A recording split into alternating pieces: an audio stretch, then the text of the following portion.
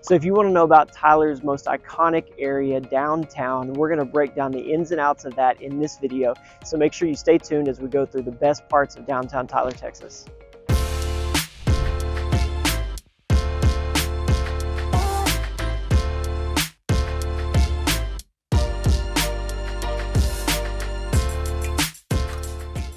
So make sure you have liked and subscribed to the channel, Living in Tyler, Texas. Today we're going to go over all of what downtown Tyler has to offer. We're going to start with kind of talking about the revitalization effort that they've done over the past 3 or 4 years.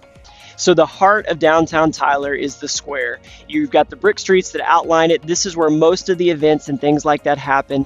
You'll have the Christmas parade that goes around the square. The annual Christmas tree lighting will take place in the middle as well. Additionally, when they host events, whether it's the Red Dirt Music Festival, it takes place around here. You'll have booths, things like that set up for various shows where they are selling different products and stuff like that. A lot of it will happen on the square. It runs along Broadway and Ferguson here. It's really the center of downtown Tyler, Texas. It's where the East Texas Fair started way back in the early 1900s and continues to be a vital part of our community.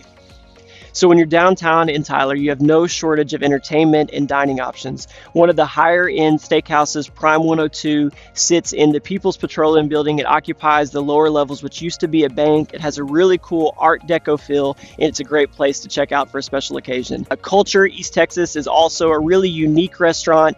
They have a varying menu that will change based on what they have in stock that day and that kind of stuff. They also have memberships to a speakeasy, and those levels of membership will give you different access to parties and things that they have that they host there. Another really cool restaurant on the square is Don Juan's. It's an authentic Mexican food place. They have another location in the downtown area, but the one on the square is probably the most popular. You have several bars in and around the square also. You've got East Texas Brewery just off the square, which is, they have their own brewery there. They serve pizza, things like that. It's a little bit bigger than the bars that you'll have here. Additionally, Rick's is one of the oldest on the square that's still open.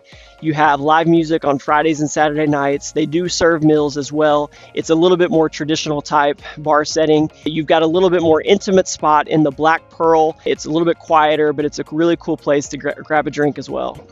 So another cool area in downtown is the Liberty Theater. They'll show different movies depending on the season. You might have Christmas movies during that time of year. Additionally, they'll just show, classics like The Princess Bride currently.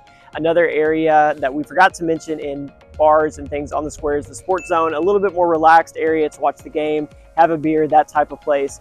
So it's going to have a little bit different, ambiance than maybe the Black Pearl, but maybe it's something a lot more similar to East Texas Brewery.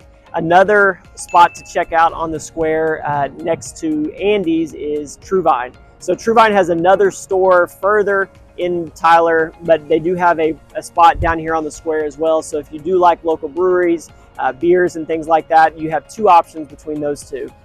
Additionally, in the revitalization effort, they've brought hotels and things like that to this area. You've got the Thomas Hotel on the square next to Don Juan's. It's an 8-room boutique hotel with a great bar downstairs. Additionally, they're in the process of renovating the old Greyhound bus station and turning it into the Greyhound Inn. So you're going to have a few hotel options that will make this area really cool. In the next 5 to 10 years, I think they're anticipating on converting the Regions Bank building also into a bigger hotel that will kind of bring more people into Tyler and make it an option for, a place to stay when you're here visiting. So another thing that's going to happen in the near future in downtown is we're going to get a new courthouse. It's set to be built on the other side of the square. It's actually going to open up on that portion, but it's going to be a really nice feature to kind of add to the coming up of downtown again, to make it a cool place here in Tyler. So another part of the revitalization movement in downtown Tyler includes more housing near the square. Recently, in the past 2 to 3 years, they've built the West Oak townhomes. They're 3-story townhomes, much like you would find in the Metroplex area. Additionally, they've built about 50 to 60 units across the street that provide comfortable living near downtown. That expansion is going to be continued over the next few years as they build out more townhomes, more apartments. I think the anticipation over the next 3 years is that there's going to be about another 300 apartments being built in and around downtown Tyler.